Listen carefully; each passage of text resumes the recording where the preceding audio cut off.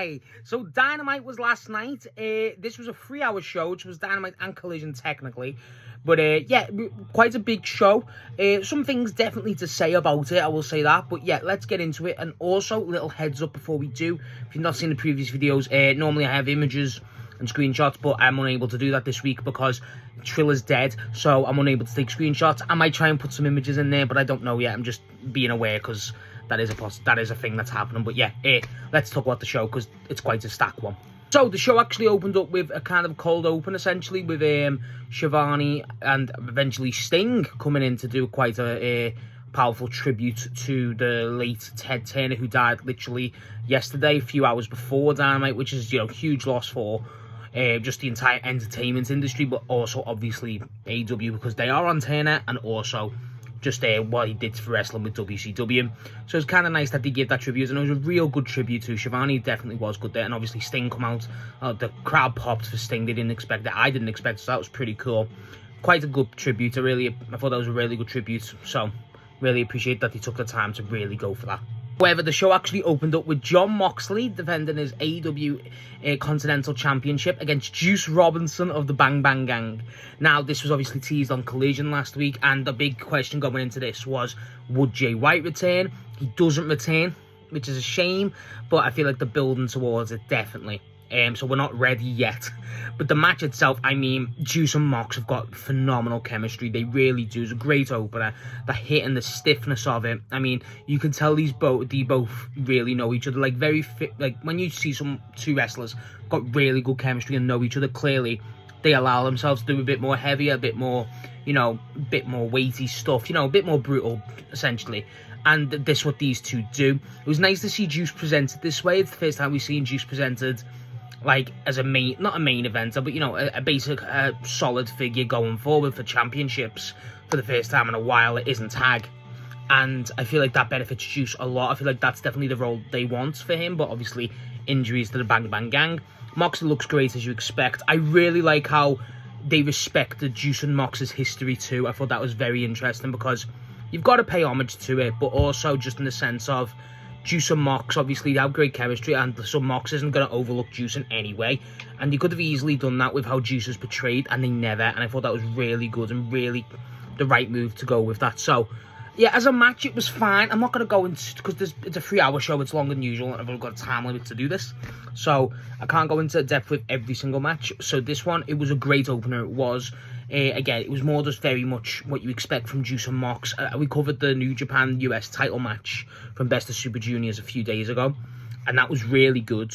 But this isn't as insane as that, but it's really good. It's a great opener, and it's kind of what exactly you expect with Juice and Mox, which is more than complimentary. It's a great opener. Really enjoyed it.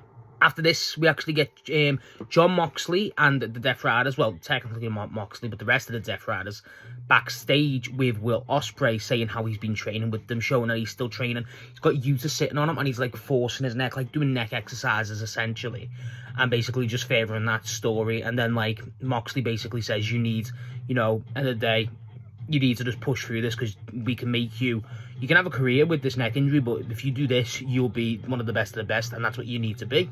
So basically Mox telling Moxley what to think, definitely manipulation, which is really interesting. I'm going to have to make a separate video. I've been meaning to, I just haven't had the time. But Jesus, this is excellent. It's an excellent match in backstage segments, and the story's really building. Pac cuts the camera off, and they continue to train. So, and there's a little bit of follow-up with this too, but the Moxley and Ospreay stuff is very interesting. I'm really enjoying this. After this, we actually get our double jeopardy match between Orange Cassidy of the Conglomeration versus FTR's Dax Harwood. Now, this match was just it was quite explosive. I didn't expect it to be as explosive as it was. But I like how, essentially, like these, I don't know if it become a lumberjack match or what, but like the entire locker room essentially comes out. It's great. So it's Stokely and Cash Wheeler are both wearing like orange. Like, Stokely's just wearing an Orange Cassidy getup, which is funny as fuck. And then they've both got like the shades with FTR. And then, so basically, FTR are out with Ciampa. Ciampa comes out, and then they have RPG Vice, who they've been teaming up with. But then, for Cassidy, obviously, Roddy and Kyle are there, obviously, for Conglomeration.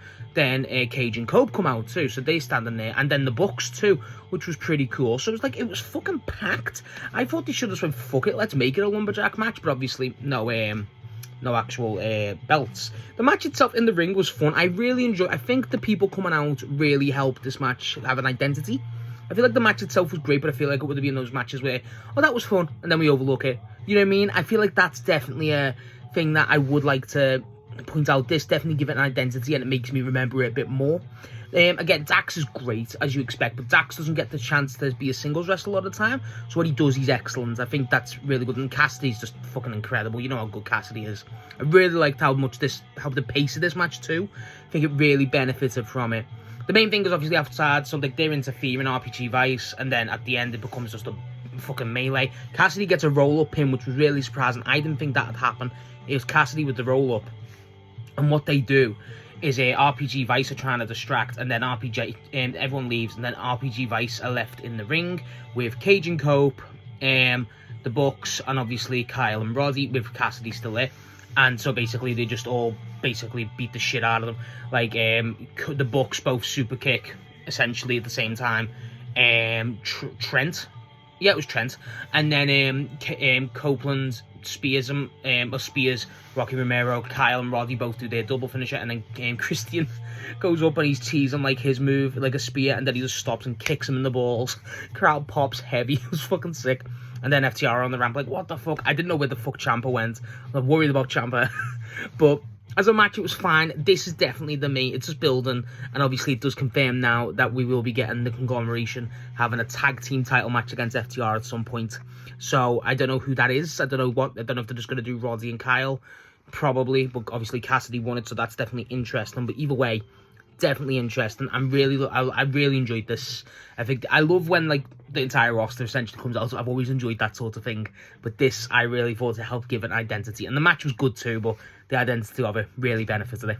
After this, we actually get Chris Jericho backstage, where he takes it up, he takes it outside into the ring, calling out Ricochet, saying he's sick of the 3v1. He wants a 1v1 versus Ricochet.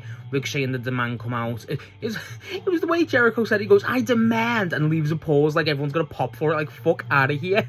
But then, so basically, the Demand come out. Ricochet's like saying, "Yeah, you want to do a 1v1, but what do we get out of it?" And basically says he basically puts forward the Stadium Stampede match for Double or Nothing. But obviously Ricochet says, "Who's going to team with you? You know, you have to pay someone. No one likes you in this company." So, and then basically they stand off, and then Jericho's like, "I don't care if I find someone. I'll take the 3 of you on myself." And I'm like, "No, do not do that." And then, so basically the Hate Syndicate come out, they help them. I don't know if they need, so this is the thing, I don't know if they need 4 members on each team, including Jericho, so the Demand only need 1. I don't know who the fuck the Demand are gonna have.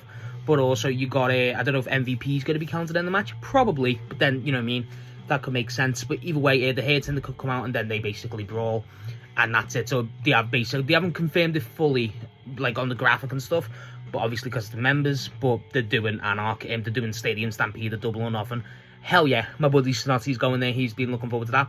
Kind of a weak option for Stadium Stampede. Feel like you could have done Death Riders and obviously United Empire. You know, even the Bang Bang Gang now. There's so many other options. I feel like Jericho and Ricochet's basically going at it. Kind of, it's a cop out with a story. You know what I mean? How can you make it a 1v1, but then it goes to a Stadium Stampede? I don't fucking know. But either way, it's at least we're getting a Stadium Stampede. That's the main thing. At least we're getting a Stadium Stampede, and hopefully we can put Jericho versus Ricochet behind us so they can both move on to better things. After this, we actually get Mina Shirakawa and Harley Cameron backstage, getting hyped up for their match against Stat and Shida. Harley's still depressed, and then Shida goes, "Harley, wake up!" And then basically hypes Harley up. Mina rips her shirt. Then Harley's basic cleavage and her bra's out, and everyone's like, "Oh my god, Renee's in the back trying not to break." And then she's like, "I thought you had gear." Goes, "I don't, but don't worry." And then she gets fired up. And then Renee goes, "Go and get something on." She just says, "You need to go and get something on now." So that was pretty funny. And Harley doesn't give a shit. But yeah, one for the Gooners, a promo for the Gooners. After this, we actually get our AEW International Championship match, which I didn't know was happening. We get Kazuchika Okada versus the Bounty Hunter Bryan Keith. Now, Bryan Keith's got a new look. He's got a fade, like a really high top fade. But then he's just still got the rat tail. Looks fucking awful. Looks terrible. But Bryan Keith, I've always enjoyed Bryan Keith. I'm glad that he's getting some minutes at least. I think, obviously, against Okada, they're going to have great chemistry. I think they fought before, if I'm not mistaken. But either way, that's a really interesting match to me. I really enjoyed that. I think as an actual match, I mean, it's Okada. Like, any match of Okada, I always enjoy. Okada's one of my favourites to watch. In general, I think he is truly one of the best of all time. And I think he's still great. It's just, obviously, during this point, obviously, with the Takeshita stuff, it's like, if it's anyone besides Takeshita, it's kind of muted to me. I just need the Takeshita match at this point. Bryan Keith getting minutes is great. I really do enjoy that. And he looks great here. Like, the chops that he gives Okada, bro. Okada's got, like, a fucking literal dent to his chest. It's fucking nasty. And then, but Okada, as you expect, Rainmaker, he does this brutal neck breaker. Obviously, the elbow drop. Okada's running the hits, and as you expect, does the middle finger. Okada does seem a lot more driven, obviously, nowadays, because of how much he hates Takeshita, and he's trying to keep hold of that belt to beat the fuck out of Takeshita. But that's definitely what we're doing. I do like this. I think it's a better presentation for Okada. It's not that different. He's still doing the middle finger, like you say, and he's a lot more... He's still aggressive, but he's not like, you know... He's still Okada in AEW, you know what I mean? He's still not as... He's not the Rainmaker, but he's still fucking demon. You know what I mean? That's how good Okada is. In ring's always great. He beats Bryan Keith, shock. And then basically after the match, he grabs the mic and Don Callis grabs the mic and goes, Okada's got something to say. Otherwise, he's got his Kyle Fletcher memorial band on.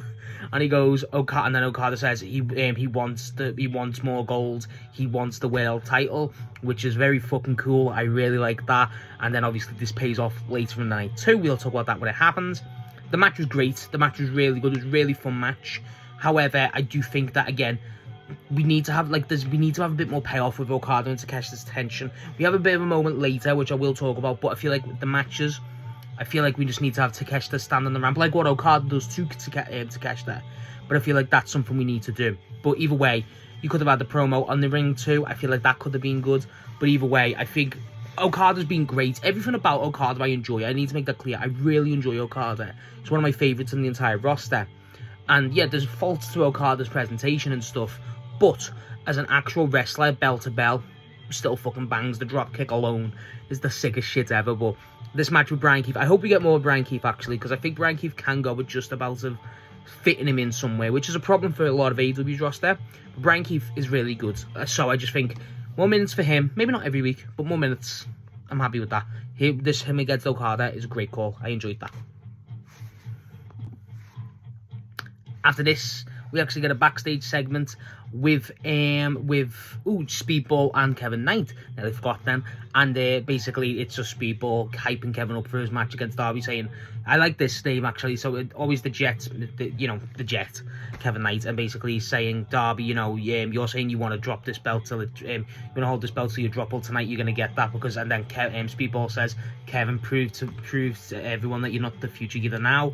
Prove to everyone that you're the one we look up to. And I think that's a really good line. And obviously Kevin has now adopted that onto his gear and stuff, which I think is definitely cool. Definitely a better name than, I don't know what he was. The Jet's still his name, but you know what I mean. And like, obviously, the one we look up to because he's so good, but also the aerial ability of Kevin Knight. I just thought that was cool. The promos, whatever. It's just, giving him a little hype speech, which, go Speedball. He has a match later tonight, which is pretty cool. I like Speedball, but yeah, I feel like we need to give... One thing I do think with Kevin's run at the minute, we need to give a bit more attention to Speedball. I feel like we haven't the last few weeks, so definitely something I will keep in mind. I feel like they could have brought that in onto that promo, but they never. But again, it could be just because of time. I hope we do eventually. I think that makes the most sense in the world. After this, we actually get another backstage segment. We get the Ops. No Hook. Yes! No Hook. We get Shibata, Joe, and Bowens. I'm laughing because the promo starts off with Shibata trying to take the camera, and Joe goes, "Hey man, leave him alone." Because Shibata always holds the camera. I thought that was hilarious. And basically, Joe's reiterating his offer to Ospreay, saying, "Look, I don't think you've listened to me, and I'm just letting you know now. Listen to me now, and I won't put my hand out. I'll be putting my fist." And it's like, "Fuck yeah, Joe," and basically says, I'm a kind guy, and he basically put him forward, speaking the truth, saying, Moxley's telling you how to think, stuff like this. I won't do that. I live freedom. You look at someone like a Hulk, he failed, but he's off shooting a movie. I get him opportunities, even when he fails. Look at something like Anthony Bowens. We're going to help him the best. And then look at Shibata, one of the best guys ever. He's right. Basically, Joe's just basically putting forward the offer about the Ops again. We're going to get Joe versus Ospreay. Ooh, yes! Gonna bang. But either way, nice to see the Ops again. I do think we need to get matches, though. I think Joe's been back for 2 weeks now. We need to give him a match. I know we're going to build him and Ospreay, but I would have liked a match, even a showcase. I feel like that's very important. I feel like we need to get Joe TV, actual in-ring minutes soon. But hopefully that comes, because I just fucking love the Ops when it's not Hook. I really do. After this, we actually get our women's tag match of the night, which is Hikaru Shida and Chris Statlander reuniting as a tag, despite the tensions, versus Mina Shirakawa and Harley Cameron. Now, this match, one, makes you realise that Statlander is one of the best women wrestlers in the world, easily. Like, so fucking good. She just destroys absolutely everyone. It's so good. And she's doing a lot more showboating with the muscles, which I don't think is very Statlander, admittedly. But again, we're in a transition phase of, character. Shida looks great, as you expect. Her and Mina get some solid minutes. They're really teasing Shida and Harley, which I don't know how I feel about that, because at the end of the day, Harley Cameron's improved, and I'm very happy, and I don't dislike Harley Cameron. I think she's great as an entertainer and stuff, and in ring she's not too bad. But we cannot have Harley Cameron, like, no disrespect, but Harley Cameron, still pretty green wrestler, beat a 2-time former AEW champion. I get that's the point, but we can't do that. Not to me, not yet. We need to build that. They do, like, even when Shida tags in, then Carly screams, "No, Mina, I want Shida," and then Shida goes and tags Stat in. And then, but I thought there would be more hesitation with Stat taking out Mina, and specifically Harley, but there's not. So I thought that was definitely really interesting. I do like how, the thing is with Stat, the stature's so big compared to everyone, right? So she really plays into that. And there was a point where I was wondering Harley's going to strike Statlander quite heavy, and she doesn't, thank God. She does hit the DDT, and Statlander's a bit rocked, goes into the corner, but eventually works out. Sheda's definitely a shit stare, definitely. I like how Statlander throws Shida into the corner this week. That was really good, as opposed to last week. But as a match, it was fine. It definitely develops the story a bit more. Again, I thought there should have been a bit more hesitation from Stat, because Harley's obviously a friend, but Harley being fired up's a bit different. With Mina, I thought was definitely a way. I thought that was definitely, Statlander and Mina could be a feud, obviously with Mina being so on the case and Statlander being on some shit. Still some tension between Stat and Shida, as you expect. They do win, thank God. I thought that was very important for those to win, actually. I do. They still got massive tension when, like, Statlander does not look happy. Like, even during the match, Shida tries to hug Stat, and then Stat just looks at her like that. She doesn't hug her, so, like, it's definitely a really weird dynamic. It's not where I was expecting it to go at all. I thought we could have had a bit more. Again, I think Willow should have had an involvement with Stat, what shit she's going on, because makes the most sense, obviously. But no, so I don't know what's going on. Either way, I'm enjoying it. I feel like they could have done the turn on Shida too, or Shida turn on Stat. I don't know, but they didn't. They're building this out fine. I'm enjoying it. I just think it's coming to a point now where we need to hit a trigger, and that's the problem. So either way, it's gonna happen. I'm enjoying it still, but the match was fine. Let's just not have Harley Cameron beat Hikaru Shida, like, with no build. Like, come on, let's not do that, please. We actually get Swerve Strickland backstage, in a vignette type of promo where he's talking about how he wants to be the most powerful man in pro wrestling. And he says, with the most power, you want to take on the most wanted. Pulls out Bandido's poster, rips it up, and basically just calls Bandido out, as you expect. Really cool. I just like this idea. This match is going to change my life. I'm just happy they're both back, to be honest. It feels like they've not been there a lot. And then it cuts to Bandido and Brody King backstage. And basically, Bandido says, Swerve's right about one thing. I am the most wanted man. And basically just says, you better watch out, because I'll fucking, I'll absolutely bath you. Simple. And then Brody goes, hey, Swerve, it's one thing messing with me, but when you mess with my friends, that's a no-go. And then just does the most forced bark ever. Ooh. He was like, fuck off, Brody. Let's not force it. Come on, it's cool, but let's not force it. Yeah. Whatever they do with Swerve and Bandido, I don't give a fuck. This fucks. This is incredible. Maybe we run Swerve and Brody back to build it. I don't care. This is unbelievable. It's not even a build at this point. It's just two people calling each other out. I just want Bandit. I just want the match. The match is that good on paper. I need it. The promo's cool, the original one, obviously, and them just building it a bit more. Let's get something in ring soon, because this will be incredible. Please. After this, we actually get our main event of Dynamite. Obviously, we've got an extra hour because it's Collision. We have Darby Allin defending his men's world title against the TNT champion, Kevin Knight. Now, this was, for me, was match of the night. I really enjoy this. I think they presented Kevin a lot differently than usual. I think how they presented Kevin was very much the guy's very, not cocky, but, you know, not like, he's very driven. So, like, even during the match, Darby's trying to put his hand out and Kevin smacks it away. Then Kevin tries to do it a mocking way and then Darby smacks it away. So there's definitely building tension, which you don't normally get with Kevin, which I really like. It feels like he was more solidified and there's a bit more, let's respect him as a guy now rather than let's not just present Kevin as a future guy. And I really thought that was definitely interesting. The match is great. I mean, Jesus, Kevin's athleticism and Darby's just risk-taking nature just blends so well. It's ridiculous. Kevin's aerial game here is phenomenal. I mean, so's Darby's coffin drops and shit. But I really enjoyed this. I thought it was an excellent match. I did. I think you've got, like, again, Kevin does the coast-to-coast. Unbelievable. Darby does a coffin drop.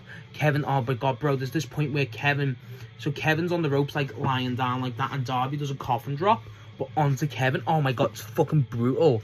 Obviously, Kevin doing the UFO splashes. Kevin does get a bit over exaggeratory, which is definitely, like, not over exaggeratory, but there's points where Kevin needs to drag him in and he just doesn't, obviously, to try and get the pin. That seems like a, you know, youthful type of deal for him, getting in his own way, which is really cool. I'm summing this up quite quickly because, again, there's so much more to cover and I've got a time limit, but this match was great. It really was. The bumps that Darby takes specifically with Kevin, and as Kevin does too, there's a point where Darby just gets him in a scorpion because Kevin's leg just gets annihilated. And so there's a point where Darby's on the ropes, Kevin's outside the ropes on his arm, and Darby just rags him through. Oh my god, brutal. It looks like he fucking dislocated his shoulder going through. It was nuts.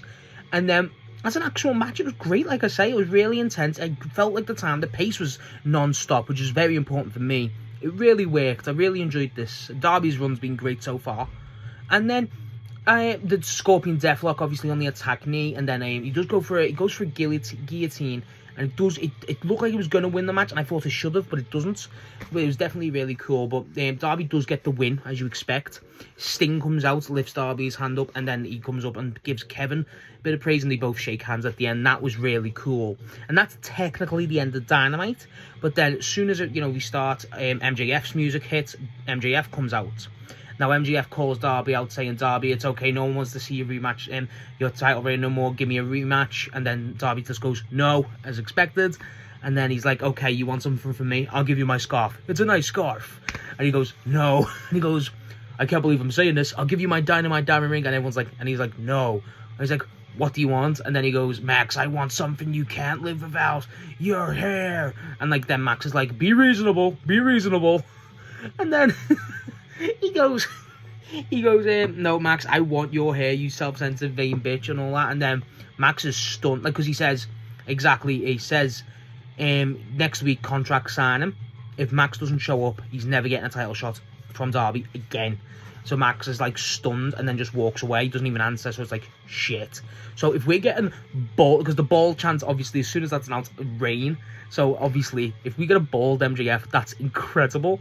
I'm looking. I feel like they're gonna weasel this out of it because obviously Max does the movies. Sometimes he does need his hair, unless it's shaving for a role. I don't know. It's definitely something they could do. But as it continues, that alone is a build. I don't really want Max to have a rematch, at least to win it. I don't want to talk about that now, but something I think you got to pass the belt to someone else. I don't want it to go back to Max. Frankly, I don't. Not that I don't like Max, but I think it's past Max now. But again, the Andrade feud's right fucking there. I don't fucking know, but. As it continues, so MJF leaves, and then Darby's still there, and then Okada's music hits, as he obviously called out for the title previously, and comes out, and he goes, Darby, I want a shot next week, me and you, and then Darby rags the mic off him and goes, it's on, bitch, and then basically walks on, so it's like, we're getting Okada versus Darby. Oh, fuck yeah, this, I don't care, he's just running the hits, I don't give a shit, this has been great, it really has. Okada getting a shot at the big belt, don't care. I like this. The match with Kevin was great. The stuff with Max is obviously building to a point. And obviously, Okada, this is really working. It's really shocked me how well I've enjoyed this Darby title reign. And the match is great. I might do I don't know. I feel like I'm saying I'll do a separate match ramble on each match at this point. But this one, I don't want to just overshadow. It was a good match, but it's a really good match. I do recommend anyone to watch this one, if anything. It's a really good match. After this, we actually get a little small segment backstage with Will Ospreay, basically outside the medical office with Doc Samson. and he basically says, we're just waiting to see if Ospreay can get cleared. And he goes, well, Ospreay went to Japan without being cleared against medical advice, but did not hurt himself. In fact, he's better. And he specifically says any training and he's doing is working, so if he's like this next week, we'll clear him, which is pretty cool. And then Ospreay's definitely weird. He looks really weird here. And then that sounds nasty, you know what I mean? So Renee asks him obviously what's going on with the Death Riders, and Ospreay basically goes, I'm not with the Death Riders. I'll never be a Death Rider. I respect what they're doing. There's some stuff I don't want to do, but I've got to do. But I'm never going to be a Death Rider. And it's like, oh fuck, is that something we're doing? Oh fuck. But either way, Ospreay getting cleared soon. That matters, and I like that. Now, after this, we actually get this. So this, like I said, this is the third hour of the show. And I do think that this does lose a lot of momentum, a lot of interest, and it's kind of hard to stay as focused. So I don't want to give all these matches a rundown like I have with each. I know they're only brief, but still. So next we did get Speedball versus AR Fox, which I'm very happy to see AR Fox. I like AR Fox a lot. Speedball too. This is exactly what you expect between the two. Really good. Not really a lot of time. I feel like this is the problem, because the crowd's not into it. And they probably are tired, because at the third hour, I've been to a 3-hour AEW show, I've been to double tapings. It definitely is an effect, but it's obviously different when you're there. I feel like these matches were kind of just, let's just put them into pads, and it didn't feel like any weight. This is definitely one of them, even though I enjoyed the match. The match is good, and, you know, AR Fox versus People is always going to be good. It just feels like that is definitely something we needed to do. You know, I don't know. I'm happy to see AR Fox back myself. I just feel like it just didn't have a lot of interest in him, and that's a shame, because it's a great match on paper. Speedball wins as you expect. Again, really nice to see AR Fox just skimming it as you expect. The aerial game here is great. Speedball's athleticism is ridiculous. You just feel like matches that are there to just happen, and again, there's nothing wrong with that. Again, if they're good matches, who cares? But I feel like, again, third hour AEW on a double taping is very, very hard to do. So I feel like this does definitely suffer, as the rest of the matches do, frankly. I weren't that interested. Not that they're bad, but, like, you know, that it's 3 hours and it's not a pay-per-view. These matches are fine, just not incredible. And I'll say that about the rest of them as well. We'll go through them in a second. But this match was good. They're not bad. They're not really not bad matches. It's just third hour is hard to really keep your interest in. And this, even though it's a great match, does kind of hard to grip you, and I feel like that is definitely something that needs to be noted. So after this, we actually get Willow backstage with her TNT belt, and TBS belt, sorry, and she's basically talking about how much of it's an honor for her to have the TBS belt. Obviously, basically just reiterating how big, you know, Ted Turner dying is a big deal, which is, you know, shame, but it's really nice that they do that. Then after that, we actually get Pac backstage with the Death Riders, and he's basically calling out Darby, saying, "Don't forget about me. Me and you've got a match." So basically calling out Darby for a match. Yeah, that fucks. I like that. Just Pac getting a world title shot, and I like how he says, "Darby, I'm not being funny. If you could get a world belt, so can I." Like, yeah, fuck yeah, Pac, speak your shit. Just more of a push of Pac, please. The guy is a fucking demon, one of the best ever. I like this a lot. Unbelievable. But yeah, both promos, mainly the Pac one, hit. I like that, because I like Pac. This, we actually get Jamie Hayter versus Skye Blue, which, again, I feel like this is a match that's similar to the Speedball and AR Fox one. Really needs a bit more attention to it. I feel like it doesn't benefit. I feel like the placement might have been wrong. I don't know. The match is fine. It really puts Skye Blue over, which is a big deal. But then this is the thing. I love Jamie Hayter, and I really like Skye Blue. They're two of my favourite women's wrestlers. It's just, we're doing a Skye Blue singles push, and I'm all for that. But then we're doing a hair against Jamie Hayter straight away to kind of diminish that, because Jamie wins. And it's like, well, okay. And like, you know, as you expect, Jamie wins. Jamie looks great. It's nice to see Jamie back. No Alex Windsor. I thought Windsor would be there.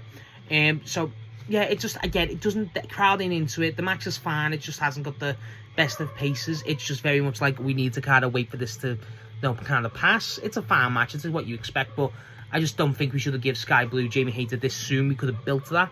After the match, obviously, Tekla and Julia Hart are in the crowd, and Jamie's like, let's go for it, you know, come on, and then don't come in the ring, and she takes out Skye Blue again. Not really bringing more attention to that, but, you know, just basically Jamie's calling him out again. Shock of the century. But I just don't think we should have given Jamie Skye Blue. I think we should have given Jamie someone else, but Skye Blue as well, just, I don't know, it just feels very counterintuitive, frankly. But it was fine. It's always going to be good. Jamie Hayter's great, Skye Blue's great. It's fine. I just think, again, third hour tax is really hurting these matches, and as the matches follow, it continues. So, but yeah, it's nice to see Jamie. That's the main thing. After this, we actually get the Don Callis family backstage where it's Mark Davis, Andrade, with the new IWGP Global title, Takeshita and Okada. Now, basically, Don Callis is basically talking about Mark Davis's match, who he's got upcoming with Jack Perry, which is really cool. Obviously, Mark Davis is just do some weird shit where he goes, like, look if we can be there, it's weird. Okada then obviously he's talking about Okada calling out Darby for the World title, saying, that's how good Okada is, blah, blah, blah. And then Takeshita goes, I'm not being, like, he goes, no, Don, I think Okada should watch out for that international belt. And basically, just basically saying, building their attention up. And then Don says, I don't know what to wear you, Takeshita, you sound like that rat bastard Kenny Omega. But he doesn't. And then he goes, Okada's my handpick for the world title for the Don Callis family. And then Andrade goes, Don, how you know? And walks away. And obviously, funny. But also they really play it up as like, because obviously Andrade was Don's pick for the world title. And then that never really materialized. It did materialize, but obviously it didn't really go as far as it wanted to. And it still should. But then, so like Don was like a bit nervous going like, oh, okay. He's using his line on me. But, I don't know. I feel like if they're definitely teasing Takeshita leaving the family, obviously, and Andrade, they should. I like how they were both next to each other for that. I feel like they both should have walked off. But either way, more tension. I just don't think Takeshita should be standing next to Okada for the family. I think that's fucking stupid. But Andrade being pissed clearly about not having him for the world title, and he didn't even acknowledge Andrade's global title, global heavyweight New Japan belt.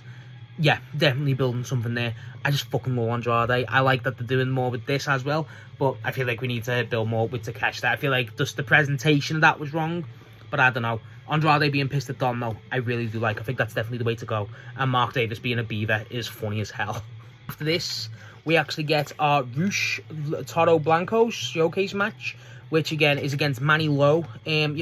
Basic, finish. You guys with the ball, you get the horns, as you expect. He doesn't call out Darby yet. We're definitely building to that. That's the thing. It feels like that's what we're building to, but we haven't got there yet. I feel like we definitely could have had him call him out now, but we don't. Either way, this is fine. Manny Lo being there is definitely, he sells his ass off. That's what you expect. Basic showcase match. It's fine. This is the most the crowd's up for it in a 10-man. In the 10-man, that's next. In the third hour. So that's definitely cool. But, that's just because when you mess with the ball, you get the horns. They're definitely pushing Rush. I'm happy with that. Still a piece of shit guy, don't get me wrong. But wrestler, still really good. Him and Darby has to happen soon before Darby eventually drops that belt. To this, we actually get our Jack Perry promo, where he basically is calling Mark Davis out for their match on the 1 hour special to Collision this Saturday, which is still happening. And basically, he's on the bus again, and he goes, I'm Jack Perry, I'm the man on the mountain. And he goes in the promo, if you don't like that, and just turns to the camera and goes, fuck you. I thought that was great. That was hilarious. And then Luchasaurus is beeping the horn. I'm happy Luchasaurus is existing, but two, that's pretty funny. I found Jack Perry I just like Jack Perry. I do. I don't care. I like Jack Perry a lot. But either way, fine. Building it up. Definitely. Him versus Mark Davis. I'm looking forward to. We had that match on the 0 Hour Dynasty, I think. So either way, I'm looking forward to this again because I enjoyed the pair of them, and I think the chemistry is definitely there. This will be fucking funny. And also, the national tour continues for Jack Perry. I'm enjoying these promos. They're really fun. However, we actually get our main event, which is our 10-man tag between the Bang Bang Gang, Austin, Colton, and Ace Austin, and the Bucks, versus the Death Riders, Claudio, Yuta, and Garcia, and the Dogs, Clark Connors, and David Finlay. The match is fine. The match is a mess in the sense of it's just a 10-man tag, what you expect. There's some spots that it just becomes like instantly. Moxley's on commentary, and it's like you can instantly, they say there's a human centipede suplex already from the start. It's a 3-man suplex, stuff like that. Claudio does the giant swing, as you expect. The Dogs are here, they're fine. Ace Austin looks great as you expect. Austin Gunn takes a lot of beating. They're definitely leading a lot off Colton, because Colton obviously needs to heal up. The Bucks obviously are there. It's what you expect. It's fine. It's not a great match. It just feels like we needed to throw them all on. Let's just get them on. Kind of a shame. I feel like compared to last week's 10-man tag, which was great, it felt like an actual match. They could have done that here, but they didn't, which is fine. That might just be a rare exception. I don't know. But the match was fine. It definitely saves it. I don't know. I thought they were going to do more of a build. They don't. It kind of just ends. No Jay White. Sad. But either way, match was fine. There's not really much to say. I'm sorry about that. I'm not trying to just skip it. But there's really not much to say about this. It's fine. It just ends off the 3-hour show. nicely, but I feel like he definitely could have done more. So I don't fucking know. The Bucks and the face team get the win, essentially. That's the main thing, but I feel like he could have done a bit more, but they don't. So what can you do? So yeah, that was our 3-hour Dynamite and Collision show. The final thoughts, just to run them up, are it was fine. It was a good show. It definitely tail ends. Pardon me. It definitely tail ends, and that's fine. I'm used to that with 3-hour AEW TV shows, but it's still a fault. It's still something you've got to talk about, and I don't want to sit here and act like it's the worst thing in the world. It's not. The matches are still good. The crowd definitely get tired. The match of the night probably Darby versus Kevin, as you expect. Developments for the stories were good, as you expect. I don't think there's definitely some things, as you can probably hear me talk about in the video as well. There's things like, again, the Jamie Hayter and Skye Blue thing I don't really agree with. The show didn't feel like it needed to be 3 hours. And that's what kind of gets me, is I understand there's probably a reason for that. Probably because of Backlash or some shit. I think whatever pay-per-view's happening. But I feel like that's the problem we have here, is it just had to be a 3-hour, and it didn't feel like it benefited from that. Again, you got the Fairway to Hell, or whatever it's called, on Saturday, the Collision 1 hour special. I would have just rather had them as the tail end. That would have made sense to me. But I understand why you want to split that block up. I just don't know. I just didn't feel like it needed to be 3 hour. And I feel like it definitely feels the effect of it. But it's fine. Obviously, Darby versus Max a big deal. Okada getting, the thing is, it feels like everything besides Darby isn't being developed as fast as it could. Like, you look at what's it called with Moxley and Ospreay. That's definitely being developed, but there's only so much we can do without Ospreay in the ring. Like, again, Joe should be having matches now. I feel like that would have been beneficial. Okada and Takeshita's just, like, it's already basically done. You just need to build them in the ring and stuff, and I feel like they're handling that a bit of a weird way. Statlander and Mina's definitely developing, but, like, that's sort of situation with Shida. But, like, again, it's coming to a point. I feel like everything else besides the Darby Allin stuff is still building, while the Darby Allin stuff is continuously developing, which is a bit different. And I feel like that's definitely worth to say. Again, I just feel like the tail end of the show, the last hour, does definitely hurt it. The MJF stuff's really interesting. Okada being in there, definitely really interesting. But either way, the Darby stuff is the main stuff that's going on, and it's really good. I just hope that the rest of the stuff like the Darby stuff's here, the rest of the stuff's there. It just needs to be brought up, and that's it, really. But the show was fine. The wrestling was good, and that's the main thing with AEW shows. The wrestling was always great, especially even the matches like Speedball versus AR Fox, and even Hayter versus Skye Blue. They're good matches. Even the 10-man tag's entertaining. It's just, with the crowd, lack of interest, stuff like that, it's kind of hard to fully be bought in. And that is something that is fair. But again, they're tired. It's not like a fault. It's just something that has to be mentioned. But either way, the show was fine. 3 hours does feel a bit long, but, it's got to be done. Not a bad show at all. Definitely, please don't take this as a bad show. It's not. It's a great show. It just needed to kind of skim some things and, rearrange. But again, because it's 3 hours, it's hard to fill. That might have been a last-minute thing. I don't fucking know. But either way, that's the main thing. It's fine. It's a good show. It's not bad, but it's not their best, but it's fine. That's the main thing. So yeah, that's my thoughts on AEW Dynamite and technically Collision this week. Let me know what you think. I'm sorry if it's a bit skimmed, this one, because obviously it's 3 hour and I only have a certain amount of time I can do this. But also, sorry for the lack of images. I'm still going to try and work that out. I might try and just put the images for the cards here. But yeah, let me know what you think of the show, and let me know what you think's going to happen with the Darby title reign. Where do you think it's going to end up? Do you think Max takes it off him again, or what? Let me know what you think.